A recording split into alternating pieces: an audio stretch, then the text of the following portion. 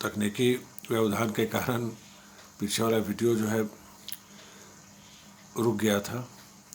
मैं उसके आगे इस वीडियो में इल्तुतमिश के संदर्भ में जानकारियों को आप लोगों को देने का प्रयास कर रहा हूँ। हम सभी इस पर चर्चा कर चुके हैं कि इल्तुतमिश को ही दिल्ली सल्तनत का वास्तविक संस्थापक कहा गया है। इतिहासकारों ने इसको माना है। वास्तविक संस्थापक का अर्थ यह होता है वह व्यक्ति जो किसी भी सत्ता को हर तरह के समस्याओं से दूर करके निजात दिलाकर उसको एक स्वरूप परमानेंट जो है स्थायी स्वरूप प्रदान करता है। इस काम को इल्तुतमिश ने दिल्ली सल्तनत के लिए बखूबी और सफलतापूर्वक निभाया था। जब इल्तुतमिश सत्ता में आए तो उनके सामने कई तरह की समस्याएं थी। सबसे पहले तो आंतरिक समस्याएं थी।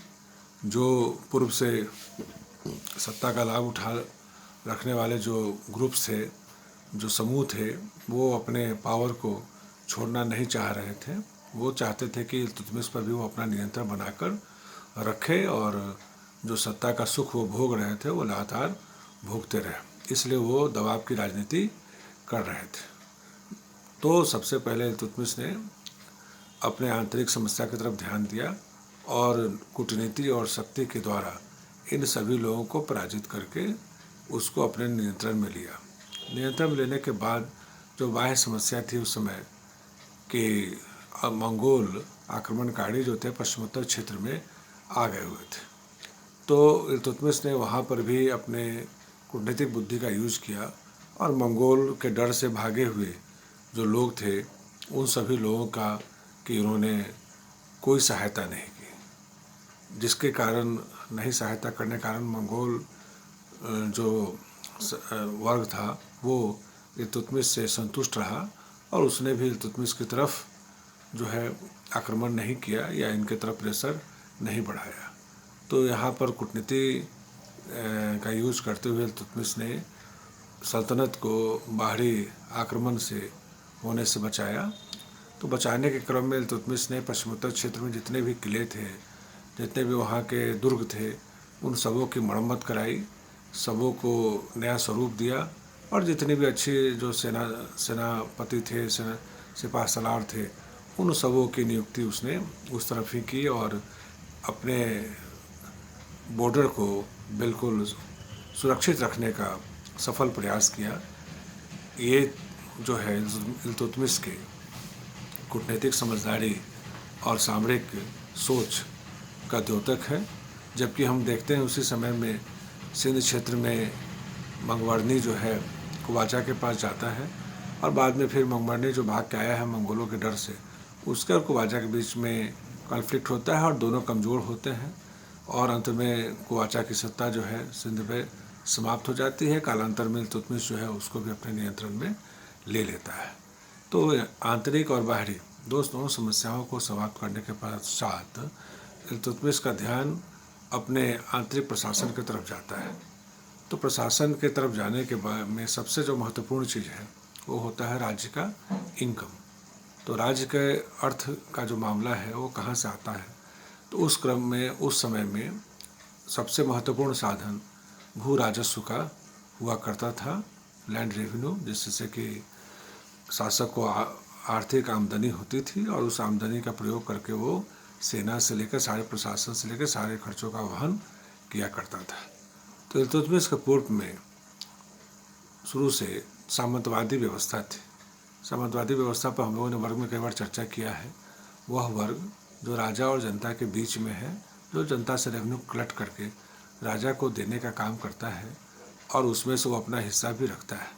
वह वर्ग केंद्र में राजा के कमज़ोर होने पर स्वेच्छाचारी भी हो जाता है और वो अपनी मनमानी भी करता है और बहुत तरीके की गड़बड़ियों को जन्म भी देता है। ऐसी स्थिति में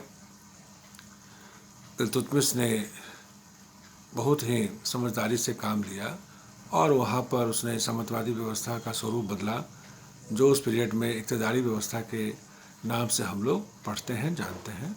इक़्ता शब्द का मतलब होता है भूमि का टुकड़ा। उसने अपने पूरे दिल्ली सल्तनत के भूभागों को डिफरेंट भूमि के टुकड़ों में बांटा। मुख्य रूप से दो तरह के थे, एक थोड़ा बड़ा था इक़्ता, एक थोड़ा सा छोटा था।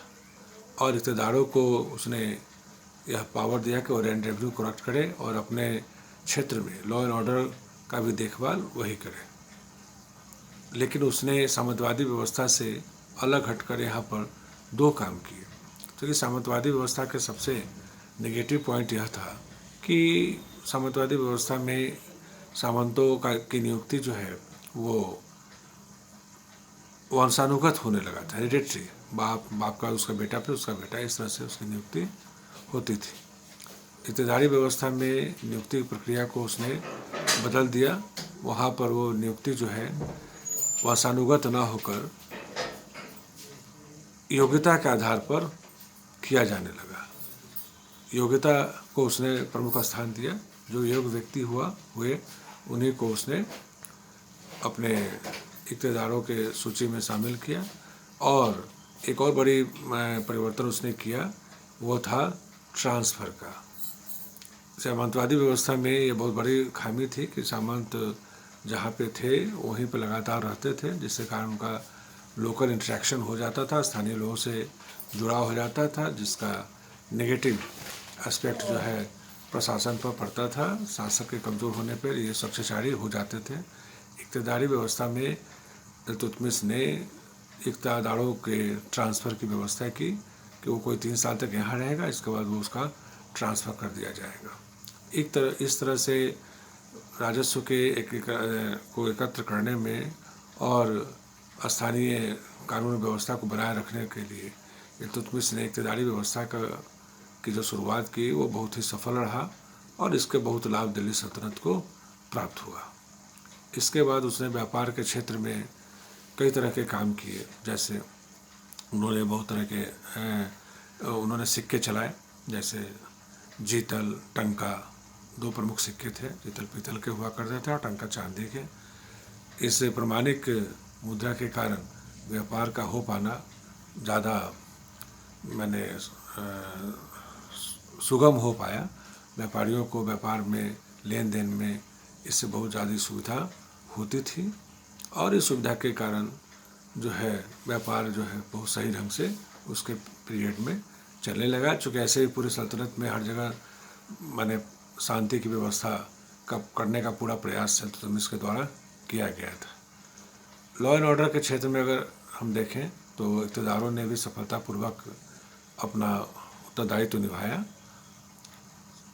आर्ट और कल्चर के क्षेत्र में भी इल्तुतमिश ने बहुत सारे काम किए। जैसे वो कुतुब मीनार की जो शुरुआत हुई थी कुतुबुद्दीन ऐबक के समय में, इल्तुतमिश ने उसको वहाँ पर 1236 में पूरी करवाकर कुतुब मीनार का जो हम लोग कुतुब मीनार आज भी देखते हैं वो इल्तुतमिश ने ही उस काम को पूरा कराया। मतलब उसी के समय में मुख्य रूप से ये कुतुब मीनार का निर्माण हुआ।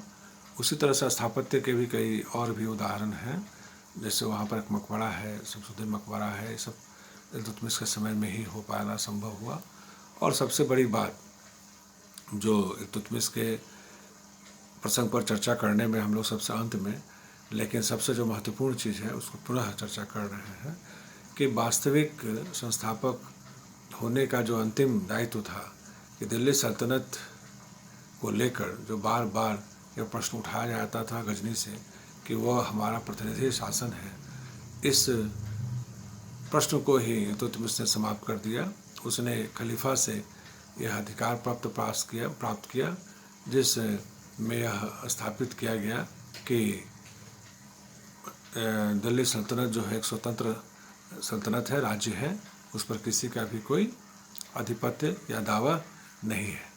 तो इस अधिकार पात्र जो 1229 में मिला उसके द्वारा दिल्ली सल्तनत को एक स्वतंत्र स्वरूप भी इल्तुतमिश ने ही दिलवाया।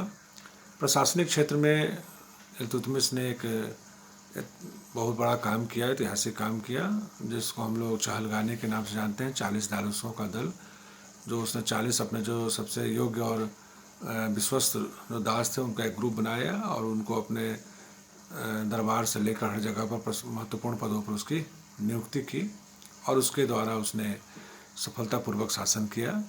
हम सभी जानते हैं कि बाद के समय में ये जो चहलगानी है 40 दासों का दल, उसने सत्ता में बहुत सारी परेशानियां पैदा की और कालांतर में गयासुद्दीन बलबन जो इस 40 दासों का एक सदस्य था, उसने सत्ता पर अप्रत्यक्ष रूप से नियंत्रण स्थापित किया, पहले नसरुद्दीन महमूद के समय, और फिर बाद में वो खुद भी सुल्तान बन गया और दिल्ली सल्तनत के एक सबसे सफल शासकों में से एक साबित हुआ। आज के इस वीडियो में यहाँ तक ही। नेक्स्ट में हम लोग रज़िया सुल्तान पर चर्चा करेंगे। Thank you.